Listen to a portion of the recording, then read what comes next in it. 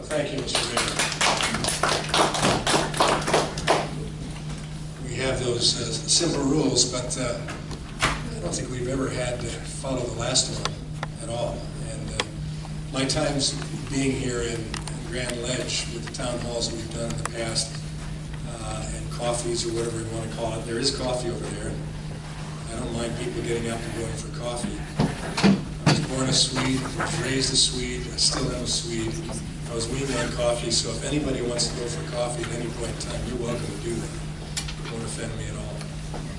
But I'm glad to be here, and I'm glad that you chose to come out as well. This is a time of interesting things going on in our country, that's for sure. And I think one thing that is good always for us to identify with is that regardless of our positions on issues related to the issues of the day, we're still Americans. And that's a great, great person to be, American. So these town hall meetings are meant to do what I think town hall meetings were supposed to do from the inception of our country. And that's a member of Congress who has been elected to represent a constituency that, in my case, the 7th District of Michigan, which consists of Monroe, Lenawee, Hillsdale, Branch, Jackson, Eaton, and most of Washtenaw County surrounding Ann Arbor and Ypsilanti. My responsibility is to be here to report back, to listen to, hear concerns and questions, respond to them, and at least for today, have a better grounding of information and understanding of the process. So thank you for taking the time to do that. Question, rotator cuff surgery 2 weeks ago. Had my 2-week checkup at 8 o'clock this morning with my surgeon, and I was hoping he'd say I could take this sling off. He didn't say that. So we're still stuck with that for a while. Though the other night, last Thursday night, when I was over at the White House for the President's speech on opioid heroin abuse, I knew how tight the East Room gets, and so I chose to leave this thing off and just stick my hand in my pocket. And that worked pretty well for that, but I didn't tell my surgeon that this morning, so we'll be a good boy and go on with it. It's my 3rd rotator cuff surgery, so I'm a pro at it. And hopefully that's the last surgery. Let me just give you a bit of an update on what's been going on. You've been hearing some of the things in the news. The most important thing that happened last week was the passage of the budget. In Congress, you pass a budget in both houses. It doesn't have to go to the President. The budget document is basically a guideline for how you then develop the appropriation spending bills and what you'll be paying for. In our case, the budget has been important for us to be able to get beyond, I think, an archaic Senate rule, which is filibuster. Not that filibuster is archaic, but the way they're doing it now, which is relatively modern times, when you don't have to stand and speak for 24 hours or 15 hours or 36 hours and can't sit down if you're going to filibuster.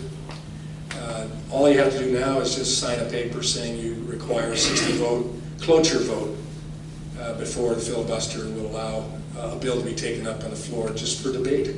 That's it.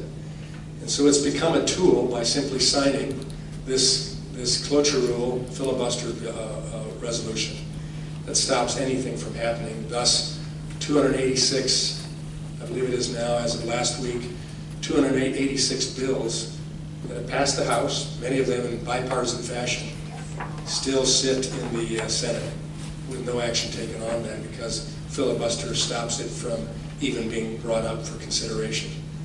That's a concern. So that's why we've gone to reconciliation for health care reform. That's why we're using reconciliation for the tax reform proposal as well. The budget passed last week and in both houses, so now we have reconciliation. And what you see here is what we are attempting to do in having a tax cut at all levels. Even the lowest level rate now, which is 10%, moves down to 0. The others move down 35, 39 down to 25, 25 down to 15 to 12, and then of course, to zero. The idea is to give more opportunity for the citizens of this country to have resources in their pocketbooks, to spend, to invest, to save, and thus grow the economy. To give more opportunities for businesses to have resources to develop their capital, to increase job opportunities, and thus encourage the economy that way. And the pattern of history that we have goes back to Senator Kennedy, then President Kennedy, worked very well. President Reagan, his tax cuts, President Clinton with the tax cuts of 96, and then also the tax cuts of George W. Bush. All had an economic growth factor in them that paid for themselves in the process of growing the economy. One thing we need to do that wasn't done in most of those cases in the past is the Congress not only needs to see that tax cut that produces increased revenues, but then don't spend it all. Reduce our spending, set priorities that encourage the economy to grow, and don't put us into greater and greater indebtedness like we've seen in the last 8 years, with the growth of now almost $10 trillion of debt, more than all of the other administrations during the history of the United States combined. That can't continue. So that's the desire, and most people will be able to fill out their tax, if we're successful, on that type of tax card, a postcard, and mail it in. We can talk more about that, but you probably have questions you've written down on some of that already. So, Mr. Mayor, I'm going to let you decide what order to put the questions in. And well, the first two questions involve taxes, and since you've been talking about that, let me just give you both of them. First one says, we hear that the tax relief will help the middle class, and we have heard the opposite. What is true? And the other is, how much tax revenue will be lost by eliminating the estate tax? I don't know the exact figure of the estate tax. Remember, all of that is going to be taxed under the death tax right now has already been taxed. That'll be a second tax on it. So the estate tax or death tax being done away with gives the opportunity for that money to stay in the system, to be used. You think of the family farms that have had to be sold over the years, or at least a good share of the equipment in order to pay the death tax off, and sometimes even losing the farm just to pay the death tax. That's the wrong approach. Think of the small businesses that have had ultimately to sell the business or sell the equipment in order to pay the death tax. Oftentimes people just talk about the uber rich, but it comes down to what makes the economy go aren't the uber rich. It's those individual entrepreneurs, the agribusiness people, the farmers, etc. And they're caught, not because they're super wealthy, except in paper. All that wealth is in land and equipment, those type of things, and ends up being a problem. And by the way, what right do we have to tax you because you died? And now we have a chance to get that money from you. In America, we always had, up until just recent years, the desire to encourage more people to succeed, and families that succeeded to carry that on and not see that as a burden. So that's the direction. The middle class, the whole desire of this tax reform is to grow the middle class. Now we're hearing voices out there that are saying that this won't do that. These are the same voices that for the past 8 years have debilitated the middle class, have decimated the middle class for the last 8 years. Have we seen a growth in the middle class in the last 8 years? The honest answer is no. We haven't seen that. We've seen a growth in the upper class. They've done just fine. They've had their attorneys, their tax accountants, etc. They've been able to shelter their resources away from taxes, but the middle class hasn't.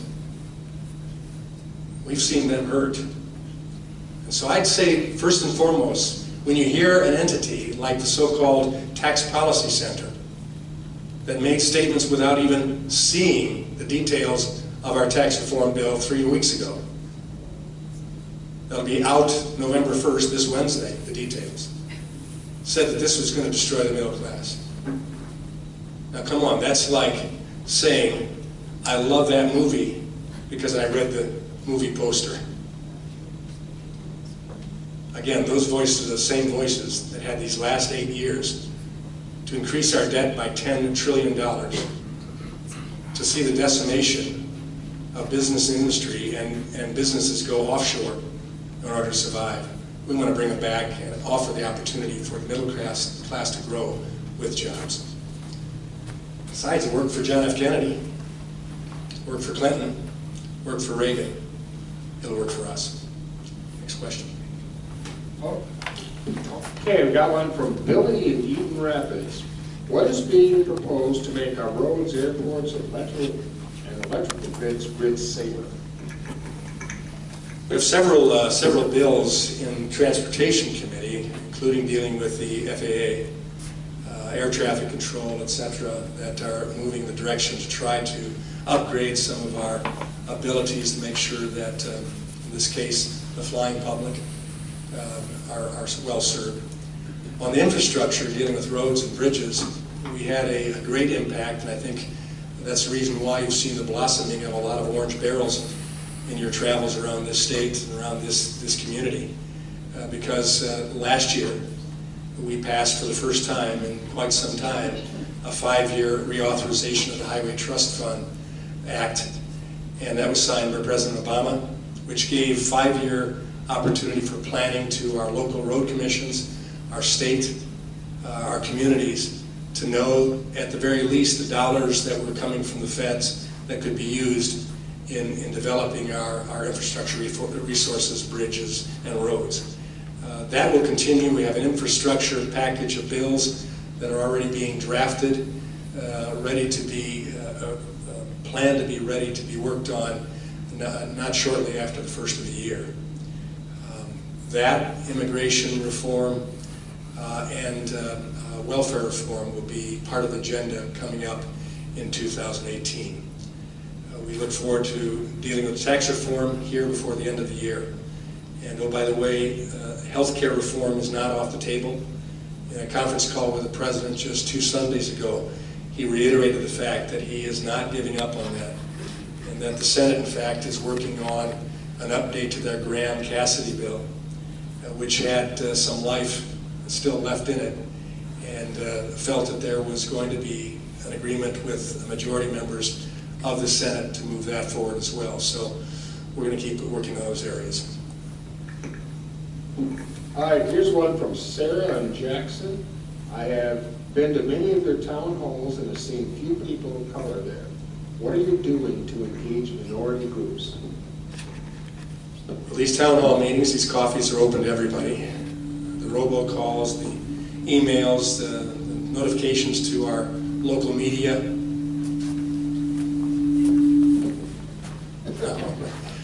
Local media go out as in every district, and people make their choices. Saturday we had one in Jackson, or in Spring Arbor, just west of Jackson. And the people that chose to come out on Saturday morning to that event were the ones that chose out. We'd love to have as many people as possible come, but there's no way we can force them to come. I would think the issues of today ought to encourage, I'm sure encouraged each of you to come out, regardless of what side of the issues you are on. And we'll continue doing our best to publicize the events. We'd love to have more support in media to help us out on that, but it's sometimes difficult to get them even to put a press release in about an event. All right, here's one. I'm not sure exactly what the question is, but I think I get the thrust of it. It says, budget and tax reform. You stated you support spending no greater or less or equal to revenue. What amendments or cuts? What proposed budget? I can answer that. Okay. That's my question. Please do. On your page, you said that you would like to see an amendment to the Constitution where revenues are no greater, or spending. Balanced budget. Yes. Right. And yet this budget seems to have a huge deficit. I mean, we've got a $20 trillion debt right now. And according to, I know there's a lot of different people coming out with different amounts, but it shows that revenues will be like $466 billion less than the spending. So you're going to spend more we're gonna have this huge addition to the debt. How is this good? I mean, I realize it's nice to be able to do that, to have a postcard. But I'm worried about the future. I won't be here in 20 years. But there are people younger, just grandchildren, I mean, they're gonna be stuck with this debt. And I don't see where all these tax cuts are gonna be paid for. I mean, it's great that, you know, you're talking about the family farm. I don't have an estate equivalent there. You know, people want to leave their family members stuff into perpetuity and not pay taxes. I guess that's their right. I do question it. Remember, they pay taxes on it already. Right, but they paid it while they're alive. Now they're leaving it to somebody else for perpetuity. And they have a huge carve out of that. I think it's like $5 million before they even pay taxes. Let me get on to your question, your right, first I question. really want to know the deficit. You're creating a deficit with all these. Now, remember, as I tried to inform you, the budget is very much different than what we do here in the state government, where your budget is the appropriations package of bills that go through. The governor presents a budget proposal, but then the legislature puts meat on whatever bones they want to put it on, and that is the budget. Here we put a budget document through that gives, just as I would describe it, a thumbnail sketch of the direction we're going. In this particular case, in the House, we passed a budget document that balanced. It was not deficit spending at all. We also put some factors in that would control spending for the future. The Senate couldn't get that done, and ultimately sent back to us the budget that we decided in the end. Because of the fact that it is a thumbnail sketch, it will not be the budget, it won't be the spending plan in the end. But it gave us the tool to use reconciliation, which will allow us to get the tax cut proposal through. And that's the only reason why I, or a number of others in the Freedom Caucus and the like, voted for it, because we knew in the end that budget document was just a piece of paper. So if it comes down to it, during reconciliation, where there's this huge $500 billion deficit, will you stay strong on your 2013 and say no? Now, what we're going to do on it is our appropriations package that we've sent, all 12 bills, the first time in 12 years that entire 12-bill appropriations package has been passed by the House, sent to the Senate. It's still sitting there waiting for them to use it. But that balances, but more importantly, it gives the opportunity for the President, for the first time, being a President who will sign reducing mandatory spending areas as well as discretionary spending.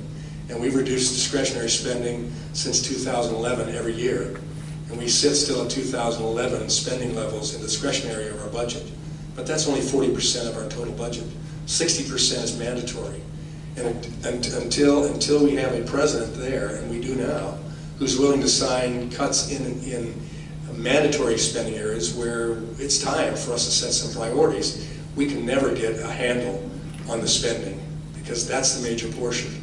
That's our intent to do, and that's why, in combination with our appropriations funding packages, with the restrictions we'll put into place, with the willingness of the President for the first time in a long time to cut spending, with the growth that'll come, as we've seen historically, from a tax reduction across the board that grows the economy. We can never pay, unless you folks have an idea, I don't, $20 trillion of debt off by cutting the budget. What's our total budget? 3 trillion? 3 trillion. So if you want to cut 20 trillion debt, it's going to take a few years of cutting our entire budget to get that 20 trillion. You can't tax enough to pay that $20 trillion debt off. Only way you can do it is by growing the economy and letting the revenue grow, but then doing the right thing, which we haven't done in the past, Republicans and Democrats. And that's where I come down to supporting a balanced budget amendment, which would force us, like we do in Michigan, even though there are tricks you can do, and your mayor, from his involvement with all of that over the years, could tell you probably even more that I didn't figure out, the tricks that you could do. Even though you were technically balanced, you weren't, but you were close. Federal government, there's no way. I mean, you're not close at all. So we have to control our spending as well.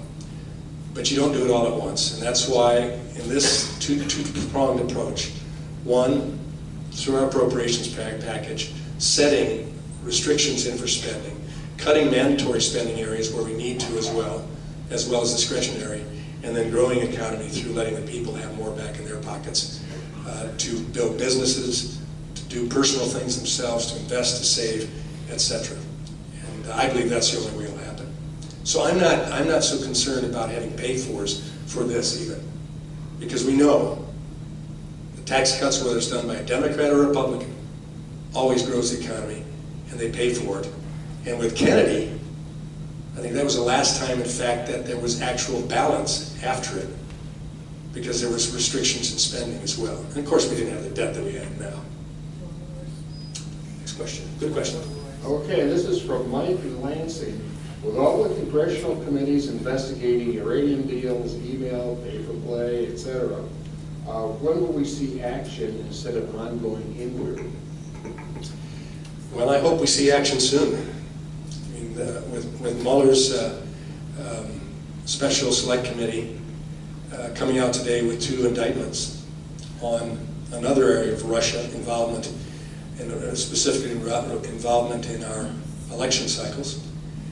Now we also have the other side that's come out, and it just come out because of a whistleblower who is ready and willing to talk, and now has been given the legal opportunity to talk, who will talk about some of the things that went on with getting Russia 20% of our uranium. And that's an issue that I'm sure Trey Gowdy and a couple other committees will delve into very significantly now that it's in their bailiwick. Whether or not we'll need a special prosecutor remains to be seen. I hope not. I think we're wasting a lot of money right now on a special prosecutor. So we'll see what happens as it goes. I thought I'd get a reaction on that because I could talk about a special prosecutor for a uranium deal with Hillary Clinton, and I get groans, and I talk about the problem with Mueller relative to something that even the United States has done, our last administration with Israel, in trying to intervene in elections, and that's okay. So this is America. There will be committees that will go on, and ultimately, I think we hope we get to the bottom and do the right thing for the American people. All right. How will the proposed tax plan benefit people 60 years and older?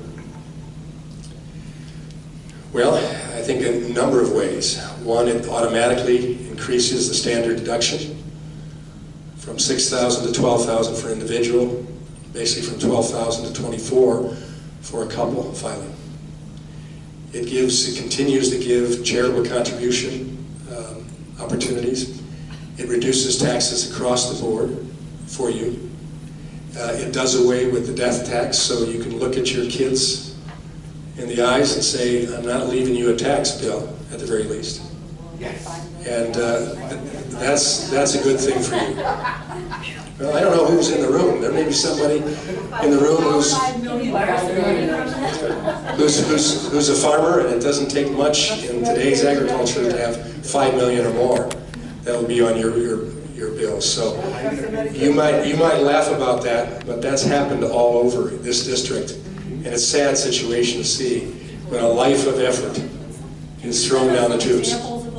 So it's happened all across this district. Well, can we have examples of those people? Oh, you go out and talk to some of your farmer friends, and you'll find the examples.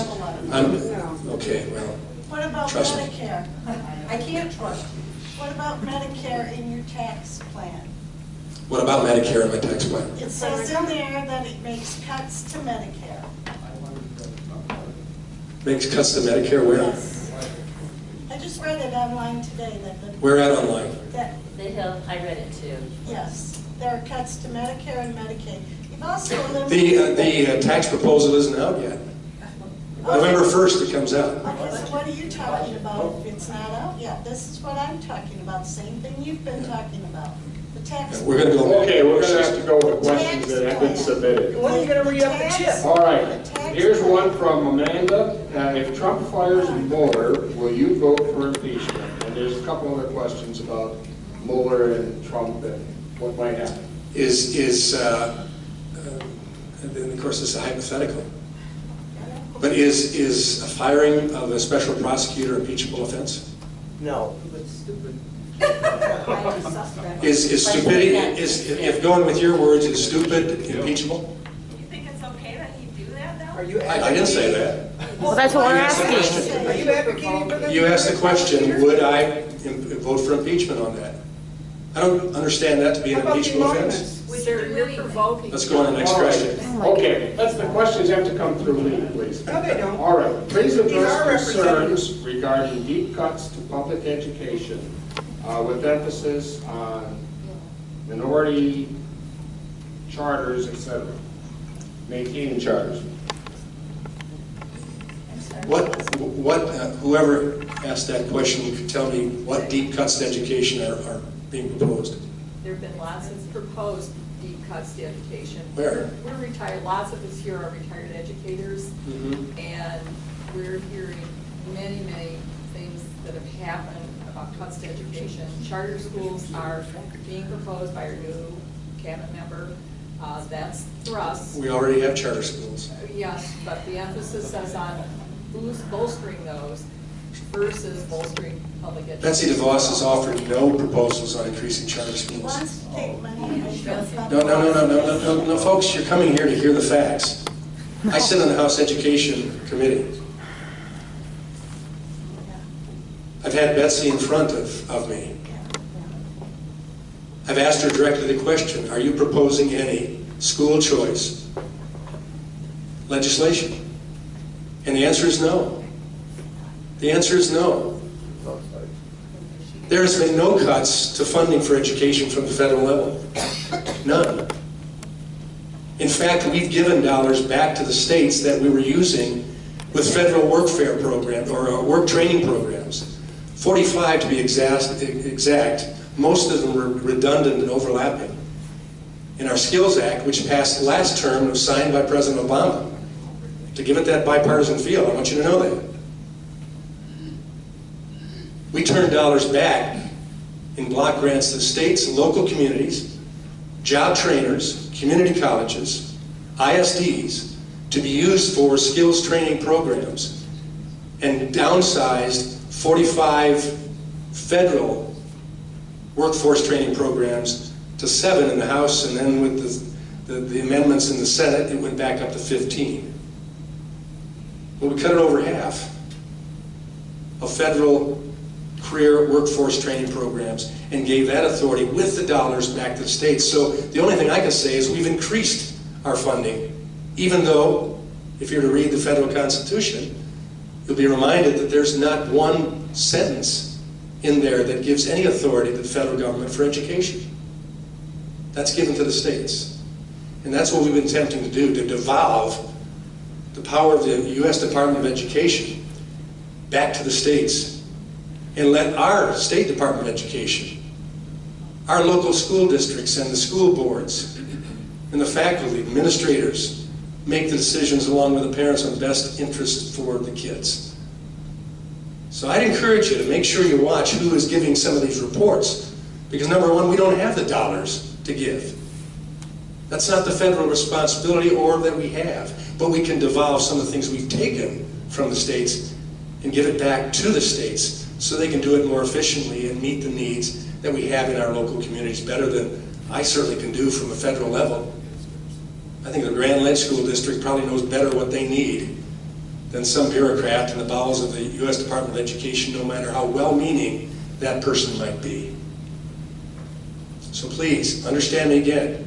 We put through no cuts to education. There is no plan in place directly from Secretary DeVos's mouth herself on numerous occasions, because you can bet she's asked it everywhere, even when I'm not around her. Is this your proposal? Are you moving forward schools of choice plan? I sit on the education committee.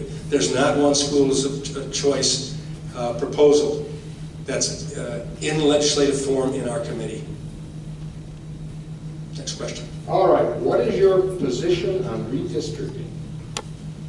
Happens every 10 years. And in this state, so far, it's done very well. I say that before you start shouting. I expected some of you to say it. None of you said it. None of you said it back at the last census. None of you said it the census before that. Why do I say that? Yes, we did. Because the Democrat Party did not appeal the redistricting or reapportionment after last census, And you think they're that much better? and they didn't do it in this census. We are a voters' rights state, so we have to gerrymander a percentage districts for minorities in the state, whether we can do that in a justifiable framework or not. And so to get those minority districts, which are all filled with minorities right now, you show me where you have an answer that is not after what I'm saying here, with your little finger going like that. It has to be done that way. And I say that is a disservice to minorities, because it puts them all in a strange-looking district that meanders through in order you can get that population. That's the Voters' Rights Act, that's the law. In our state, beyond that, then it's done by simple population, and in the end, the Supreme Court makes the decision. In the last 2 cycles, the Supreme Court has ruled that it met all of the guidelines accurately. And that even meant when I was given part of John Dingell's district. Now, if you don't think I would like to say maybe that was gerrymandered, when I have to follow a guy who was there for years and his father beforehand, and take part of his district when I was put in it, and I lost a part of my district that I had represented for 4 years. And so, folks, don't just get caught up with this Johnny-come-lately mentality about gerrymandering in Michigan. Maybe some other states. But Michigan, that was not concluded by the state Supreme Court, by the Democrat Party, or the Republican Party. But it's going to. Because no appeal was put forth. Now what happens with the next redistricting? That's up to the state legislature. And we'll see. There may be appeals this time. But what we're presently in. Going to go forward to fund the census in 2020? Pardon? Is there a bill going forward in either house, either the Senate or in the House, that's going to fund the 2020 census? Yes, there is. Is there? And it will be funded. That's constitutional. It's required. Okay, do you support deletion of the state tax exemption from federal income tax? And how does eliminating the state tax help middle class people? I would love to see us not have to subsidize New York, New Jersey, California, and Illinois. Just because their states and their communities, like New York City, Chicago, overtax their citizens and give them less than what they deserve, even though they've overtaxed them. And then we have to subsidize that through a tax exemption deduction for them. But I'm not sure there will be the votes to keep that provision that has been discussed in doing away with the state and local taxes. Because of the votes of the numbers coming from those states, it gets down to just simply a numbers game of what's necessary to get ultimately the bill across the line. So while I would like to do away with it, and I grew up spent the first 23 years of my life in Chicago. It was where I was born and raised. And it hurts me to see what's happened in that city. And still have 3 grandkids, a son and daughter-in-law who live in the Chicago area. And it hurts to see what's happening in the state of Illinois right now. Yet I don't think it's my responsibility to give them a special exemption to help their citizens because they voted the wrong politicians in that continue to tax and spend more and more of their hard-earned dollars. Okay, would you please explain why a tax cut will create jobs? A tax cut that's done fairly and across the board, impacting all levels, including small businesses. And let's not snicker at corporations either, because I know in my district I sure appreciate big corporations like General Motors, Chrysler, Ford, that employ a lot of my citizens, and I appreciate that. But I think of the 85% of the workforce that are employed by small businesses, when they as individuals receive a tax benefit, and as most recently the majority of tax organizations and taxpayer organizations that have done studies and have said that the average benefit as a result of this tax proposal will be at the end of the year, bottom line, increase in wages and living expense, or living wages for individuals in a family will be approaching $4,000. I can't think of many people in my constituency that wouldn't like an additional $4,000 at the end of the year and couldn't use it. But then think about the small businesses, who, if they have an opportunity to be on a level playing field with those that they compete with from all over the nation, but all over the world as well.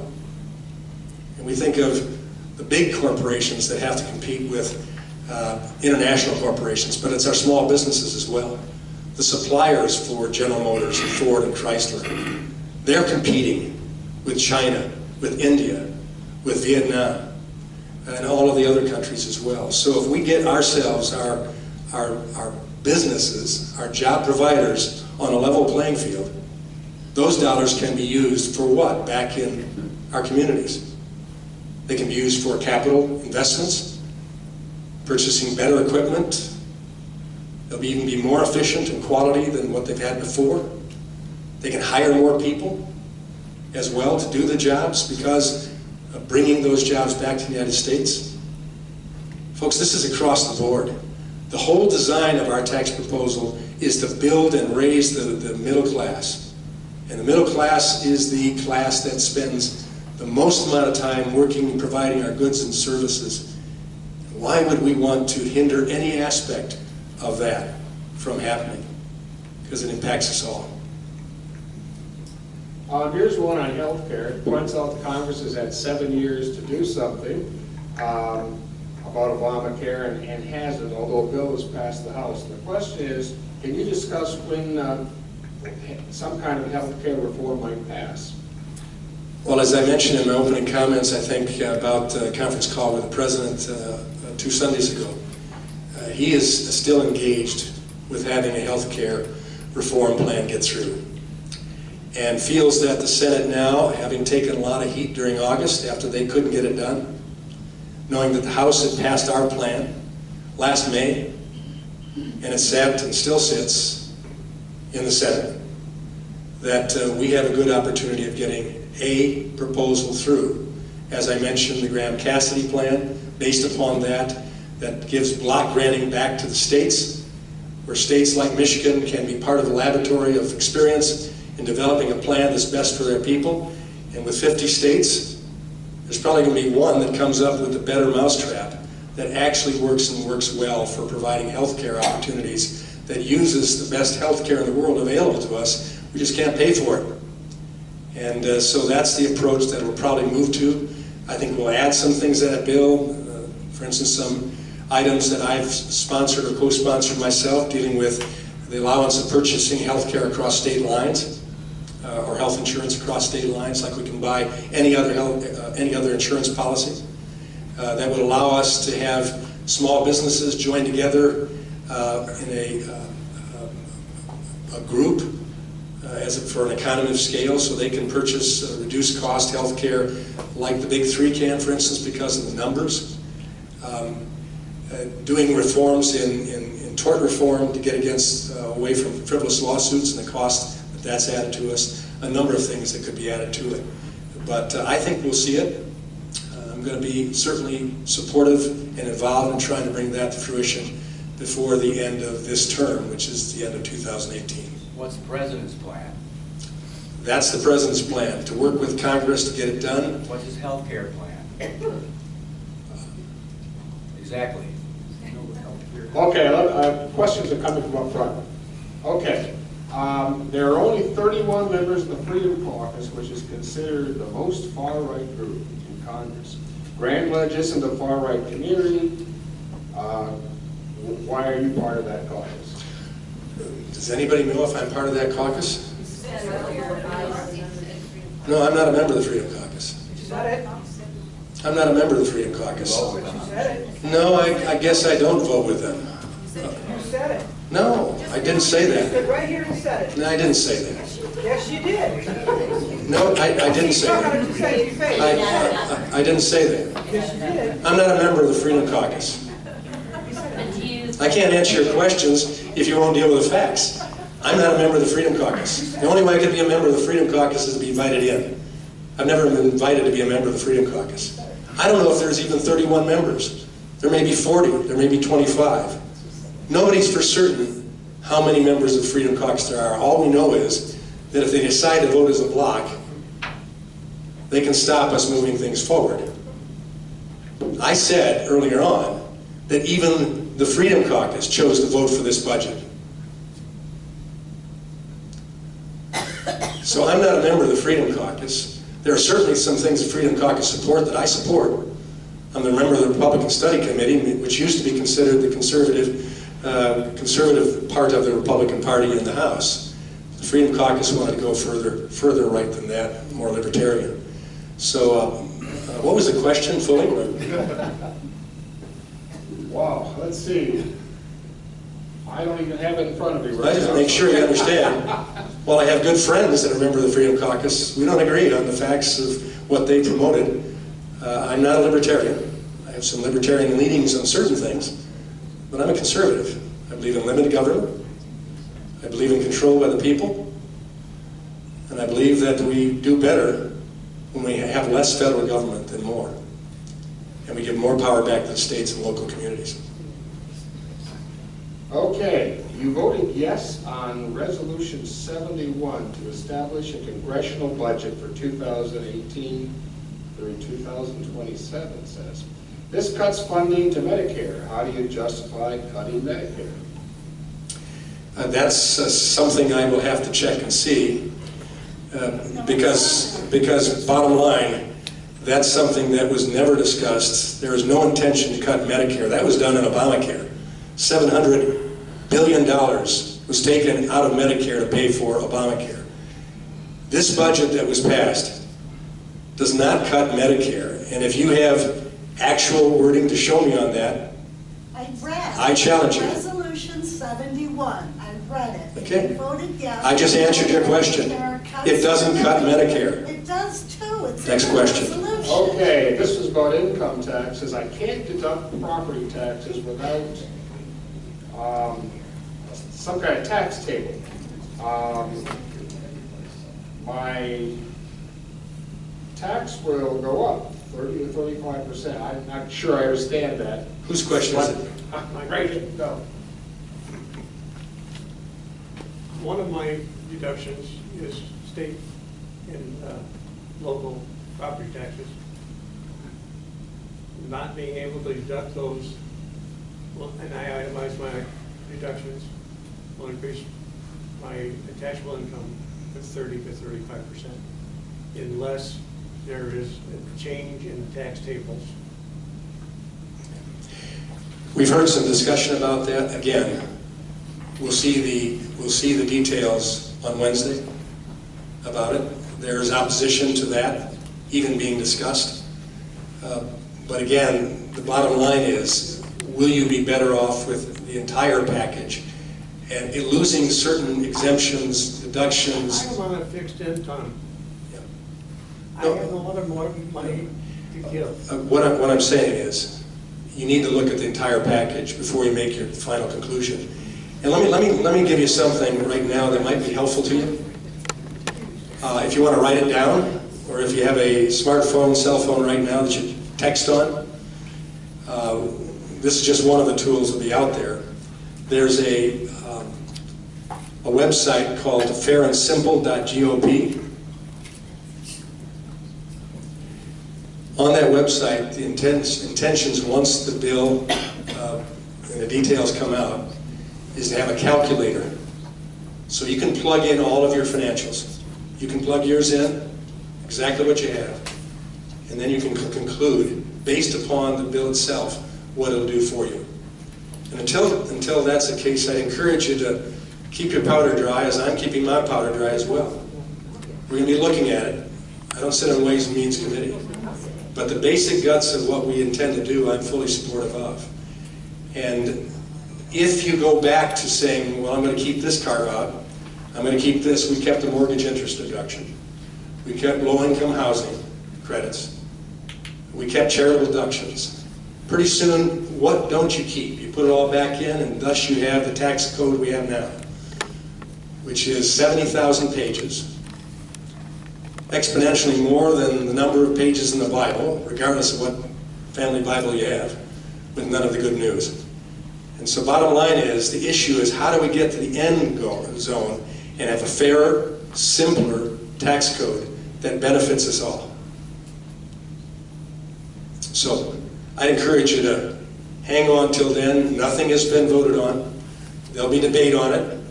And you can go to fairandsimple.gop soon, and you can have a calculator if you want to do it and find out exactly how it fits you and see if you like it or not. If you want to get regular updates, text tax reform, TAXREFORM, text tax reform to this number, 50589. I've done it myself, and I get almost daily update on things that are taking place with the tax reform proposal.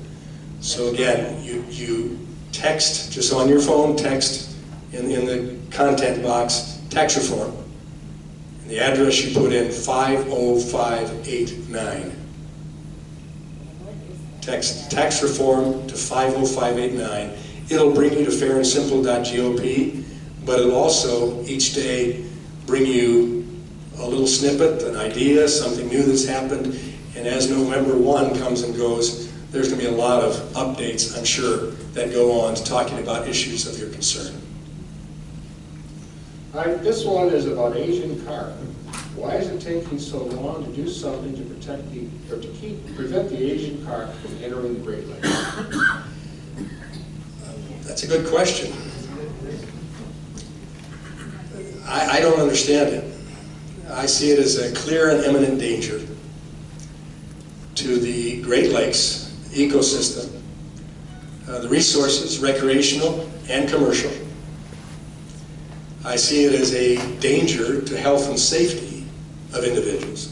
We've already had instances where people have been hurt by these large fish jumping at motion and people on jet skis being knocked off jet skis. It ought to be dealt with. The problem we had is that while the majority of Great Lakes states legislators, including every one of us from Michigan, Ohio, almost everyone from Indiana, everyone from Wisconsin, everyone from over a couple months ago, to take care of doing what's necessary for the upgrades to stop the Asian carp. But that's been a bipartisan issue that we worked on, Debbie Dingell and myself, Marcy Kaptur from Ohio, Democrat, Bob Latta, who borders my district in Ohio. We worked together on to try to get an answer to that and ultimately to do it before we have the invasion into the Great Lakes. And it's getting close. Here's one about global warming. They're basically wondering, what do you think is responsible for global warming? Do we have a responsibility? What can we do about it? Global warming is happening. It's been happening the entire life of our world, and it will continue. Do humans have some involvement in that? Yes.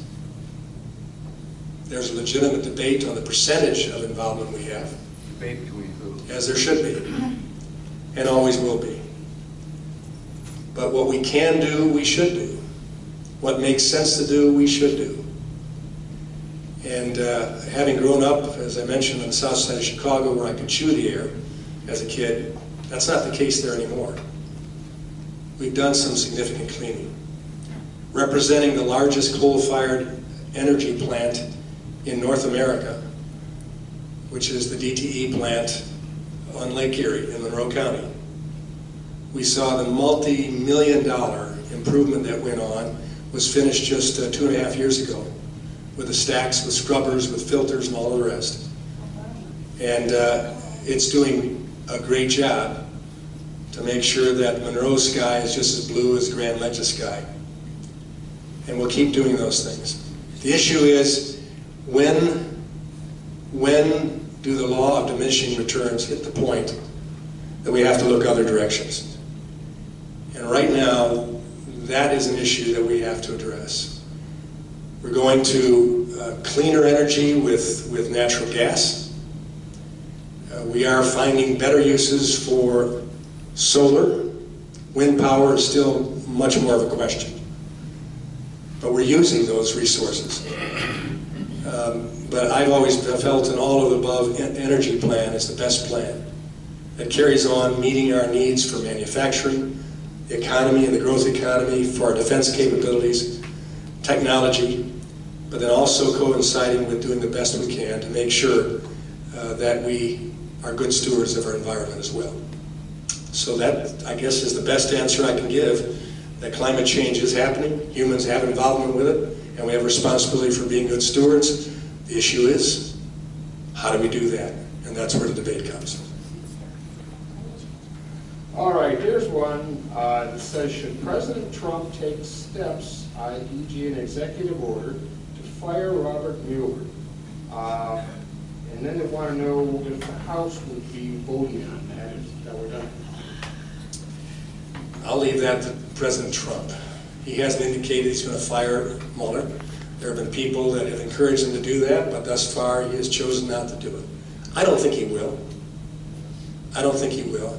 And he has the responsibility to do that. It's not the House. It was the administration that set it up.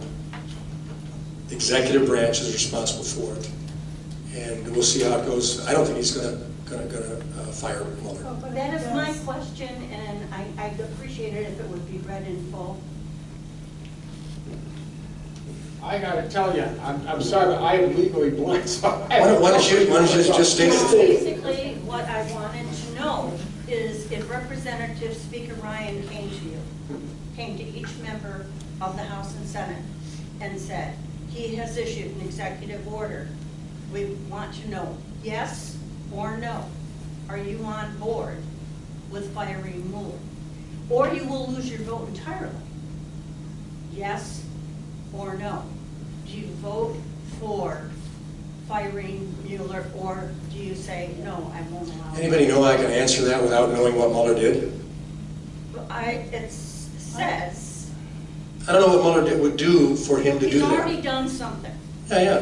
He's already But issued. Paul Ryan isn't coming to me to ask that This question. is what is called a scenario. Well, it's a scenario I can't deal with because it doesn't deal with reality. It's still okay to ask scenarios. Okay, though. then I think that- my answer will be I have no idea. Okay. I have no idea. But Ryan's asking you to say yes or no. That's part of the. I don't know if Ryan would ask me to say yes or no. I don't think he'd ask me to say yes or no, but That's not. if he does, I'll deal with it. Yeah. And you'll know what I did. Okay, that's very, very sound. Here's a question just about how you decide how to vote. This person says that you said you base your votes on moral judgments and other things here. I hope so. But anyway, basically, how do you decide how to vote on things? And I'd like to stand and ask my question if I could. sure. Okay, ask your question. I sat through one of your sessions in Donnellale, and your response was, I vote based on my moral principles and conscience, which is just fine. My question to you is, you represent all of us. Yeah. And what if your moral principles and your conscience is not mine? Where does your representation of me come in?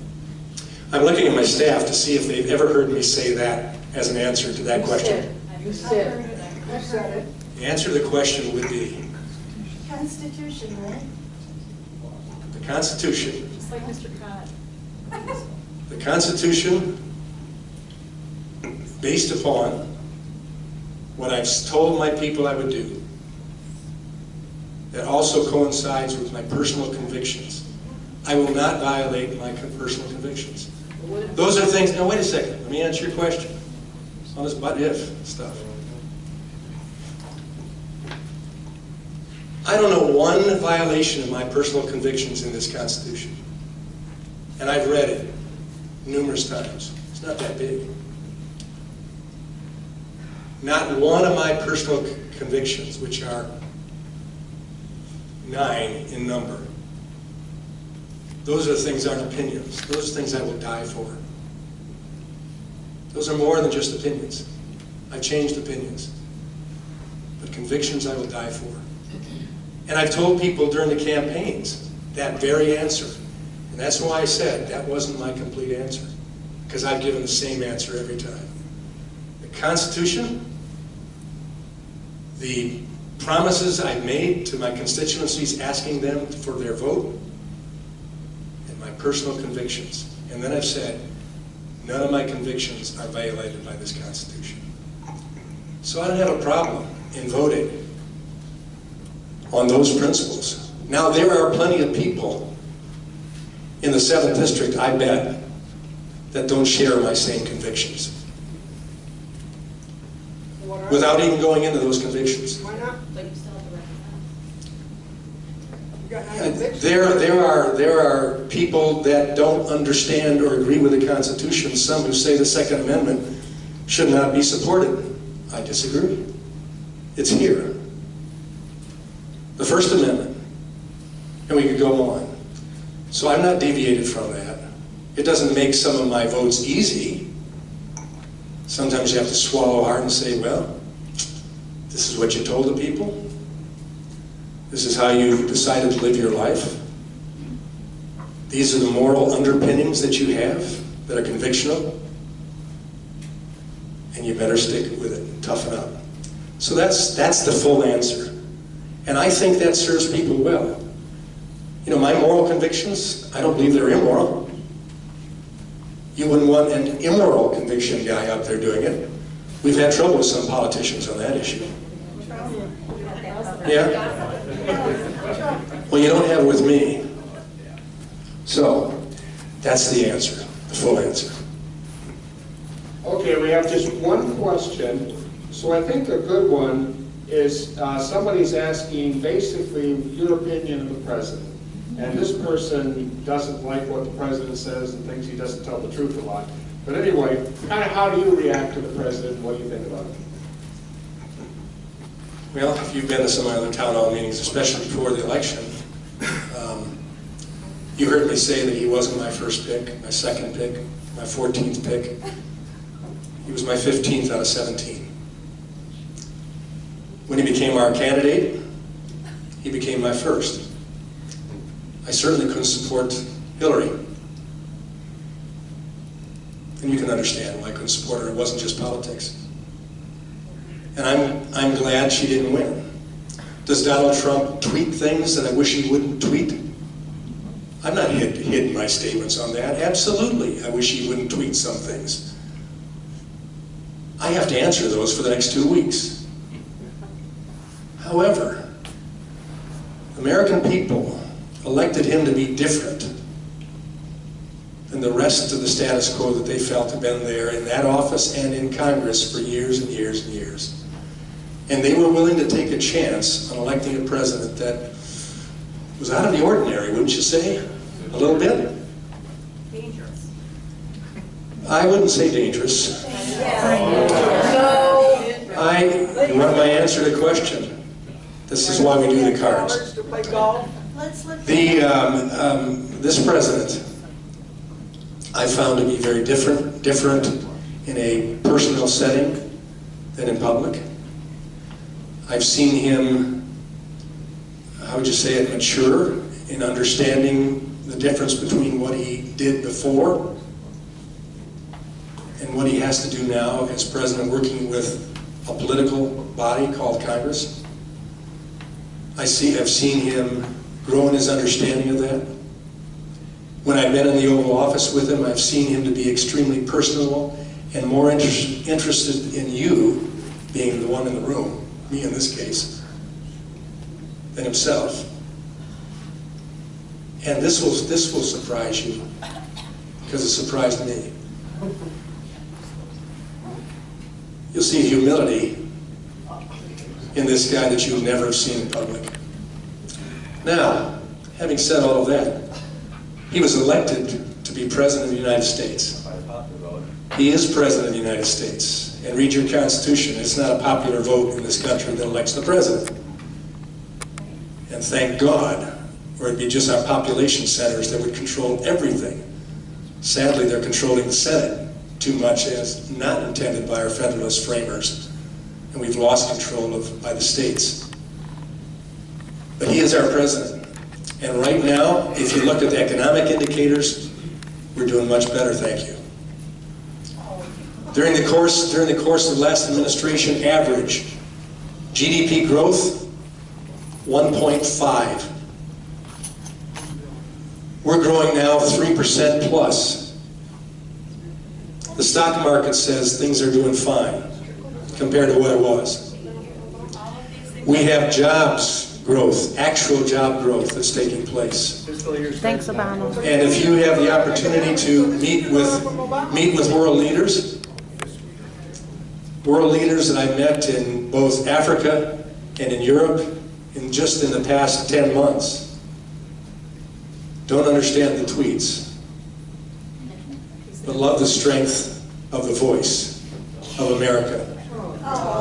And so bottom line, folks, we have certainly a diverse country. It has significant division in it now. But 8 years I had to deal with a president I didn't vote for, but I still called him Mr. President, and I worked where I could with him, and where I couldn't, I fought him. But that's America.